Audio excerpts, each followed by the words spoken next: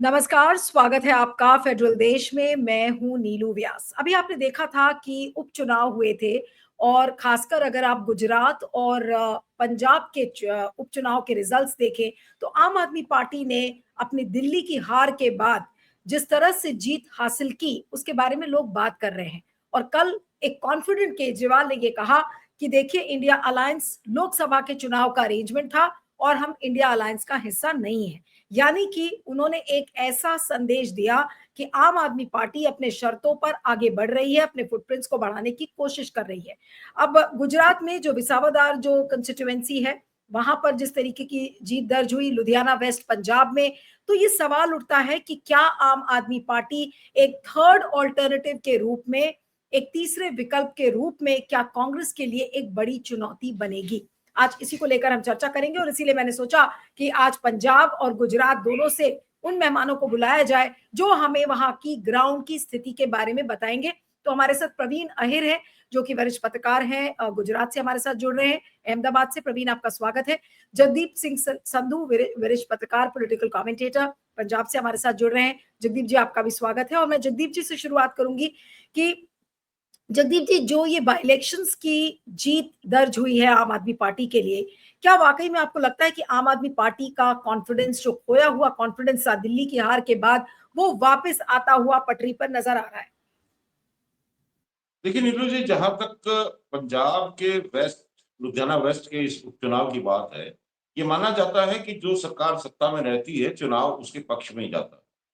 और जहां तक दिल्ली की हार के बाद का सवाल है, पंजाब में पिछले काफी समय से अरविंद केजरीवाल और मनीष सिसोदिया, सत्येंद्र जैन और अन्य जो इनके सदस्य हैं वो डेरा डाले हुए थे। और पंजाब की लुधियाना वेस्ट की ये जो जीत है, ये अरविंद केजरीवाल या पंजाब की आम आदमी पार्टी की जीत से ज्यादा ये कांग्रेस की आपसी जो एक गुटबाजी है, ये उसकी हार है। और दूसरा ये है कि अब जिस तरह से सामने बातें आ रही हैं उसमें ये कहा जा सकता है कि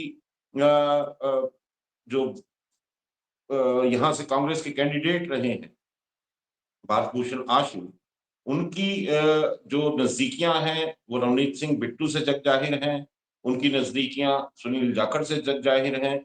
और उसमें जो लास्ट मोमेंट पे जिस तरह से कांग्रेस के लिए कुछ लोगों को वहां शामिल किया गया और जिस तरह से ये कहा गया कि पंजाब के जो अन्य बड़े नेता हैं और पंजाब के प्रदेश अध्यक्ष कांग्रेस के, वो इस कैंपेन में ना आए, तो ये जो एक ऐसा मैसेज था सारी कॉन्स्टिट्यूएंसी में, इस मैसेज की वजह से कांग्रेस को ये इस तरह की एक अ, कठिन परिस्थिति से गुजरना पड़ा।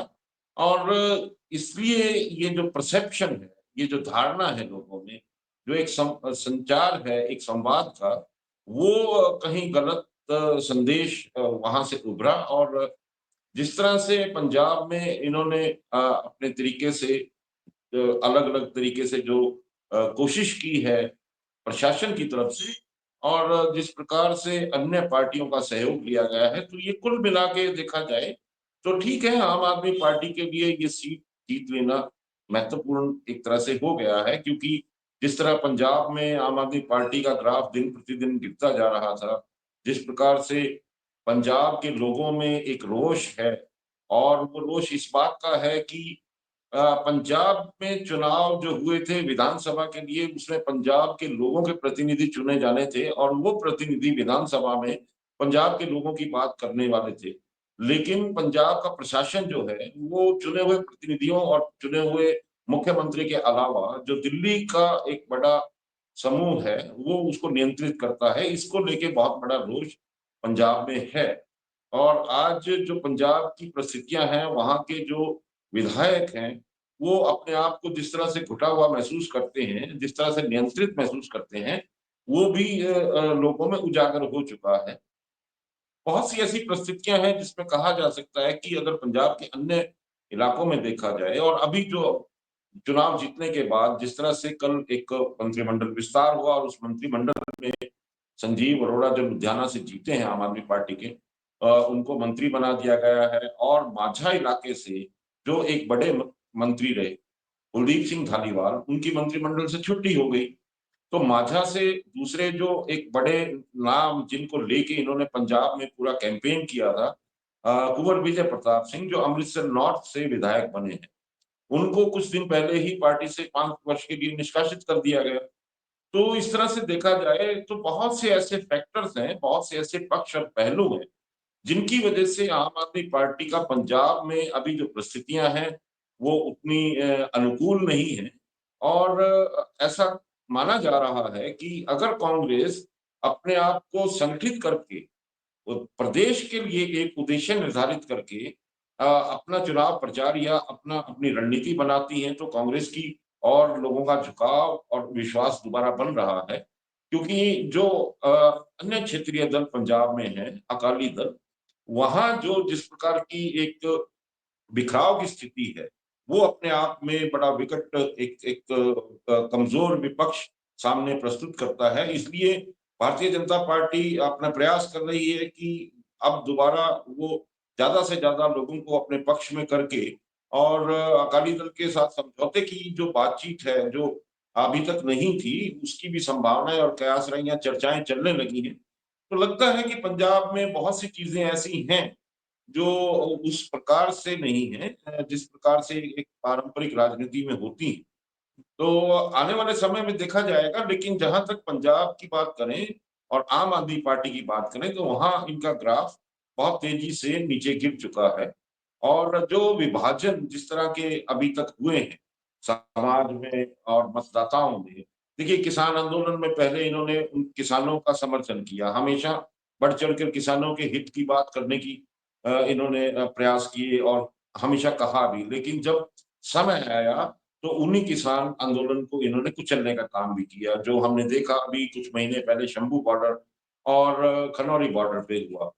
तो किसानों के लिए ये कहा गया कि किसानों की वजह से पूरे पंजाब का जो व्यापार है वो बड़ा प्रभावित होता है, क्योंकि बॉर्डर्स बंद हैं और इसके लिए जो व्यापारी वर्ग है वो परेशान है। तो ये एक सीधा सीधा विभाजन पूरे पंजाब में किसान वर्सेस व्यापारी वर्ग कर दिया गया। और दूसरी बात यह है कि पंजाब के अंदर जिस प्रकार से मुख्यमंत्री का चेहरा भगवंत सिंह मान को बनाया गया था, सिख चेहरा था, उसको हटा के इन्होंने अमन अरोड़ा को प्रदेश अध्यक्ष बनाया और वो हिंदू चेहरा सामने लाए। तो ये एक अलग सा विभाजन वहां सामने दिखाई दे रहा है। उसके अलावा जो कर्मचारी वर्ग है, कर्मचारी वर्ग के ऊपर जिस प्रकार से ये करप्शन की बात करते हैं, वो नाराज है।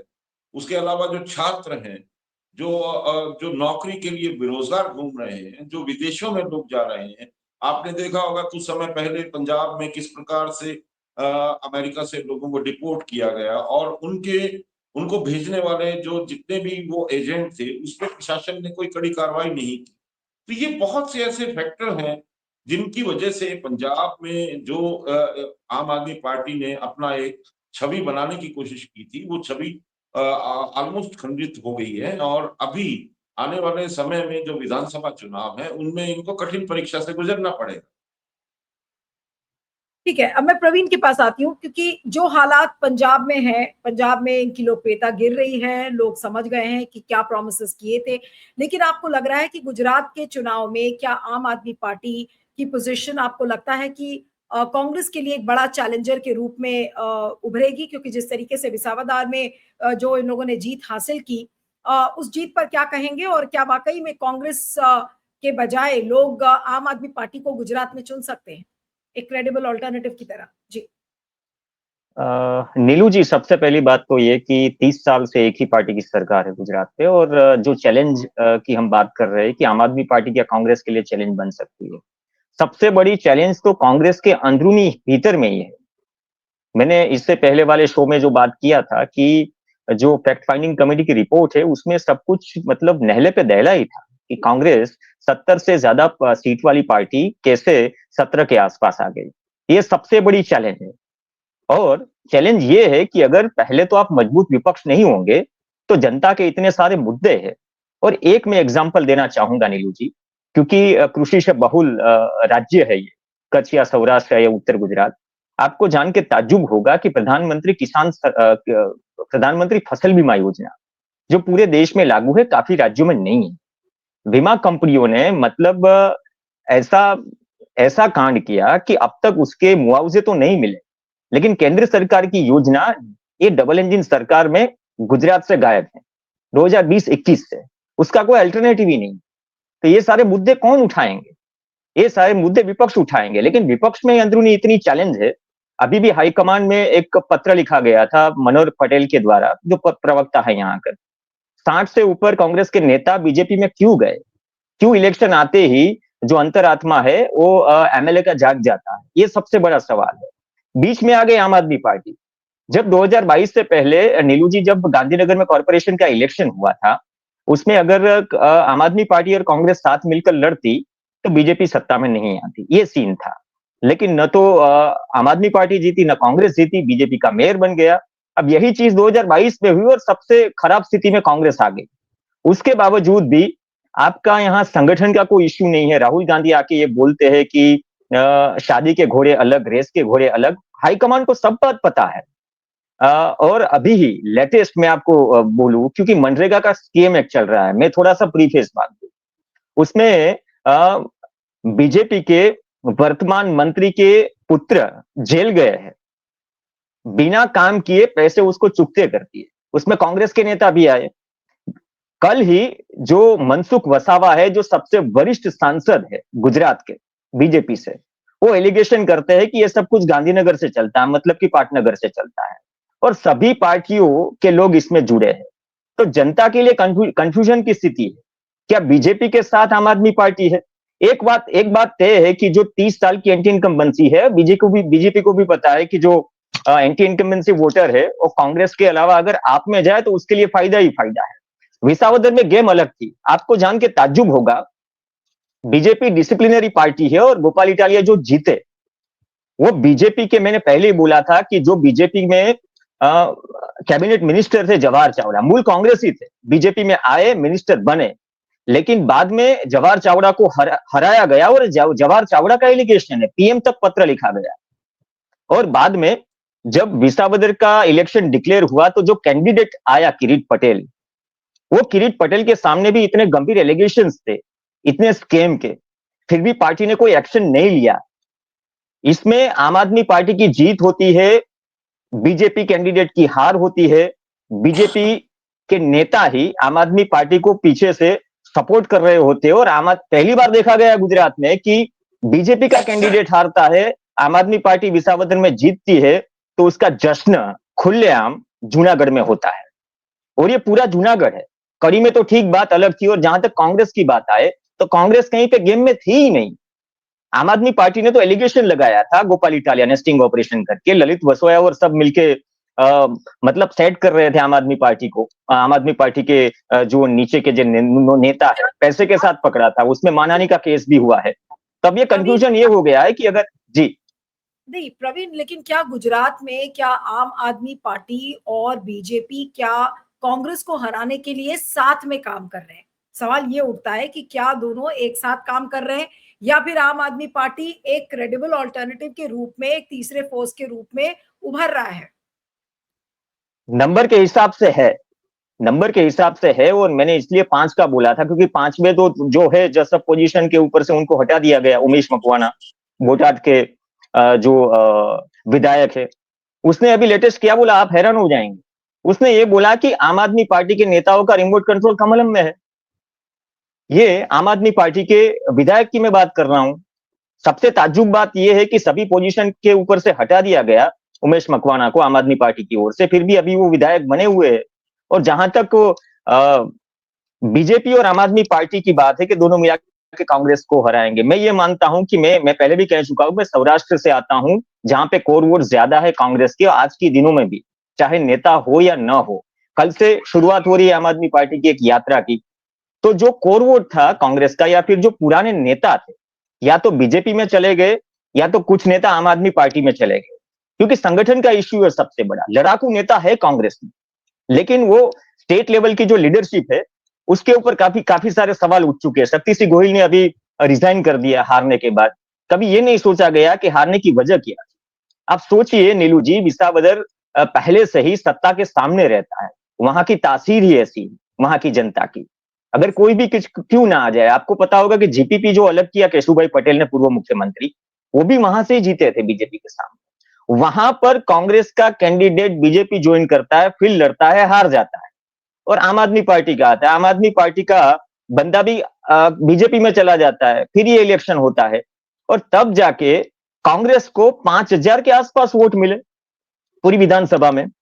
तो दो चीजें हुई विसावदर में, तो ये भी एलिगेशन लगे कि आम आदमी पार्टी के कैंडिडेट को हराने के लिए कांग्रेस के कुछ नेता और बीजेपी की मिलीभगत थी।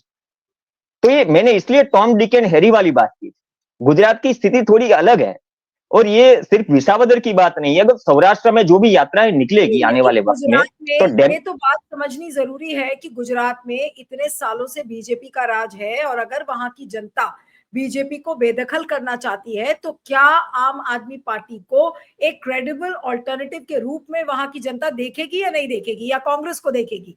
किसमें विश्वसनीयता कुछ ज्यादा है, कांग्रेस में या फिर आम आदमी पार्टी में?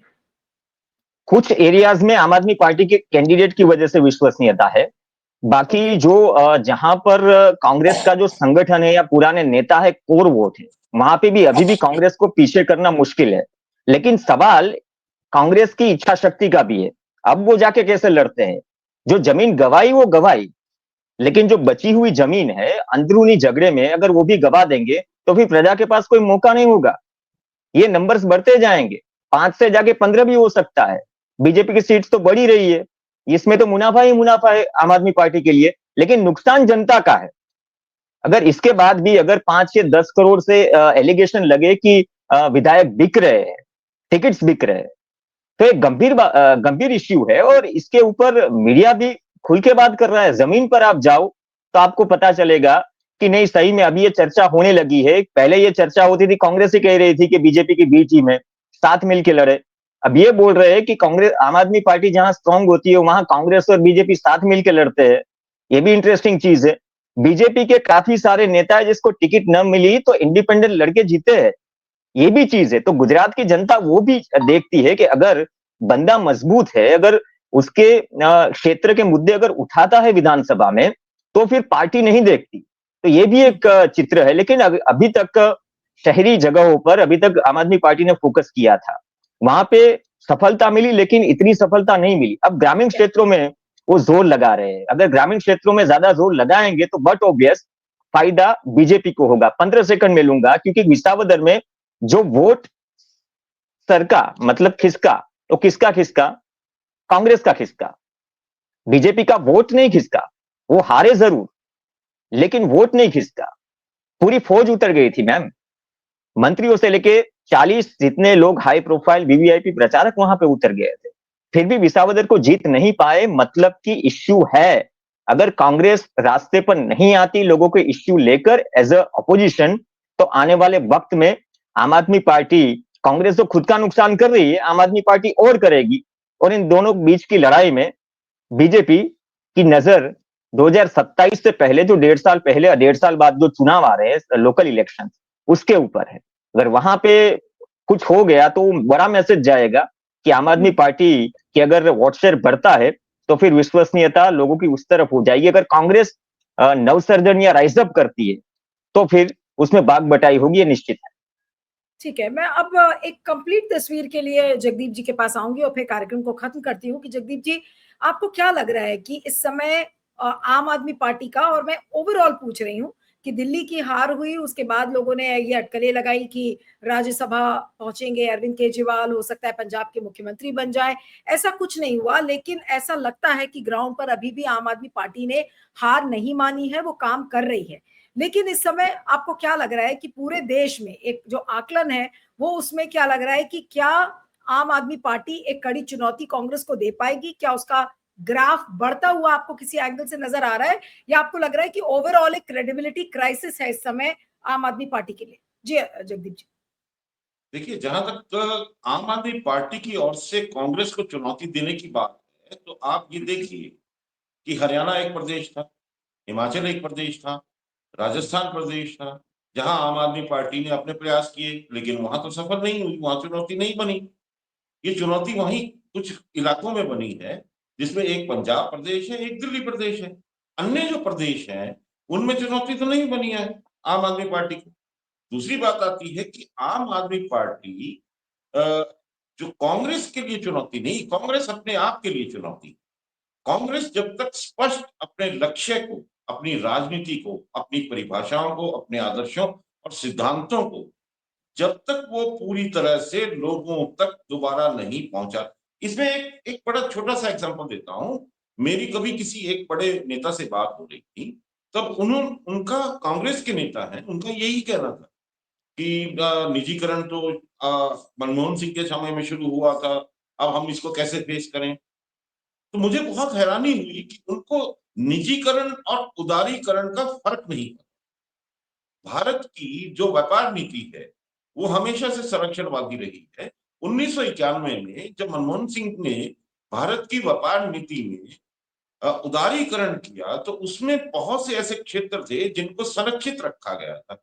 अब ये नहीं पता कि उदारीकरण क्या होता है, निजीकरण क्या होता है। तो अब ऐसे नेताओं से जो प्रदेश स्तर के नेता हों, तो आप क्या एक्सपेक्ट करेंगे कांग्रेस में कि वो लोगों को कितना समझा पाएँगे? बहुत सी ऐसे वाक़या हैं, बहुत सी ऐसी घटनाएँ हैं जहाँ कांग्रेस के जो अपने जो आदर्श हैं, अपने जो सिद्धांत हैं, अपनी जो राजनीति के जो उनका ककेरा है, वही इनको नहीं स्पष्ट तौर पे खुद को नहीं है। उसके बाद प्रदेश के स्तर पे हर जगह आप देखिए कि एक जागीरदार की तरह, एक मठाधीश की तरह लोग बैठे हुए हैं और इसी तरह नया जो नेतृत्व है, नए जो लोग हैं कांग्रेस में, ऊर्जावान लोग हैं, उनको आगे बढ़ने के अवसर नहीं मिल रहे। तो ये जो घट जिस तरह से अभी राहुल गांधी ने इस जो इनिशिएटिव लिया है, जो एक पहल की है कि संगठनात्मक ढांचे को स्पष्ट करना और कांग्रेस की जो नीतिगत एक दृष्टिकोण है उसको स्पष्ट करना, अब वो कितना सफल होके लोगों तक पहुंचता है, आम वोटर तक वो कितना पहुंच पाता है और कितना वो विश्वास जगा पाता है, सवाल उसका है। और राजनीति में जहां तक आज की देश की राजनीति की बात करें तो देश में राजनीति सिद्धांतों की राजनीति जो होनी चाहिए थी, उस सिद्धांतों की राजनीति में आप देखिए कि भ्रम की स्थिति है। किस प्रकार से कितनी घटनाएं देश में हो रही हैं और कितनी घटनाएं अभी होके हटी हैं, उनके स्पष्ट जवाब कभी सत्ता से सामने नहीं आए। और विपक्ष की अपनी जो भूमिका है, वो स्पष्ट जवाब देने में कितनी कमजोर साबित हुई है पिछले 1 दशक में हमने देखा। तो जहाँ तक राजनीति का सवाल है, जहाँ तक राजनीति की एक अवसरवादी अवसर का सवाल है या किसी पार्टी की एक राजनीतिक दृष्टिकोण या उसके सिद्धांतों का सवाल है, आम आदमी पार्टी अपने आप में कोई संगठनात्मक राजनीतिक पार्टी नहीं है अभी तक। इनका कोई संगठनात्मक ढांचा नहीं है, जो राजनीतिक पार्टी का संगठन ढांचा होना चाहिए। है ना? और वो केवल और केवल उनको लाभ जो मिलता है वो कांग्रेस की कमजोरी का लाभ मिलता है क्योंकि आम जो मतदाता है उसका विश्वास कांग्रेस के प्रति इतना मजबूत नहीं रहा और जिस प्रकार नहीं, से लेकिन भ्रम की आपको लगता है स्थितियां कि हैं। जैसे पंजाब में भी कांग्रेस काम तो कर ही रही है, गुजरात में भी कांग्रेस काम कर रही है, राहुल गांधी आके अपने कार्डर्स को मोटिवेट तो कर ही रहे हैं ग्राउंड पर। ऐसा नहीं कि कांग्रेस बिल्कुल ही हाथ पर हाथ रखकर बैठी है, ये तो सभी को पता है। लेकिन क्या आम आदमी पार्टी के फोर्स को रोक पाएगी कांग्रेस, ये एक बड़ा सवाल है जगदीप जी।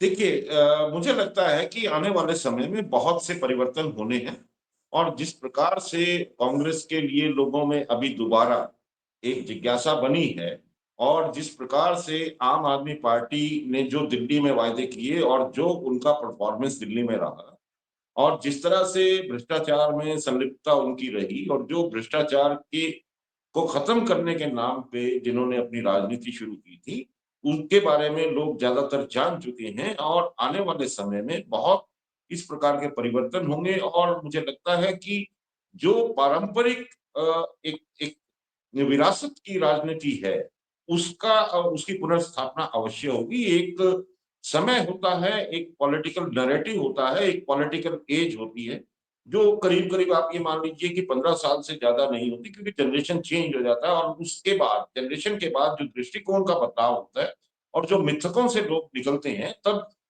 जब उनको समझ आती है, तो वो निरंतर परिवर्तन इस प्रकार के राजनीति में होते रहते हैं। तो आप देखिएगा कि मुझे ऐसा लगता है व्यक्तिगत तौर पे कि आगे आने वाले समय में काफ़ी परिवर्तन होंगे और राजनीति पुनर्परिभाषित होगी। और उसके बाद लगता है कि कांग्रेस, आम आदमी पार्टी अपने ही आम आदमी पार्टी खास तौर पे और कांग्रेस अपने ही दम से आगे बढ़ सकती है और आम आदमी पार्टी अपने ही कमजोरियों की वजह से पीछे रह सकती है। चलिए, तो देखना होगा कि आम आदमी पार्टी और कांग्रेस किस तरीके से अपने आप को ढालते हैं। क्या आम आदमी पार्टी एक थर्ड ऑल्टरनेटिव के रूप में उभरती है या फिर कांग्रेस और मजबूत होकर और आम आदमी पार्टी को पीछे करती है। लेकिन ये जो बायपोल्स थे, ये अपने आप में एक संकेत दे रहे थे कि आम आदमी पार्टी कम से कम थोड़ा कॉन्फिडेंट नजर आ रही है दिल्ली की करारी हार के बाद। और अरविंद केजरीवाल जिस तरीके से कहते हुए सुने गए कि आम आदमी पार्टी इंडिया अलायंस का हिस्सा नहीं है, तो उन्होंने कुछ संकेत जरूर दिए, लेकिन ये बोलने भर का है। लेकिन ग्राउंड पर यथास्थिति क्या है, ये तो फिर आने वाले दिनों में ही पता चलेगा। आप दोनों का बहुत बहुत शुक्रिया, जगदीप सिंधु जी और Praveen, thank you so much for joining.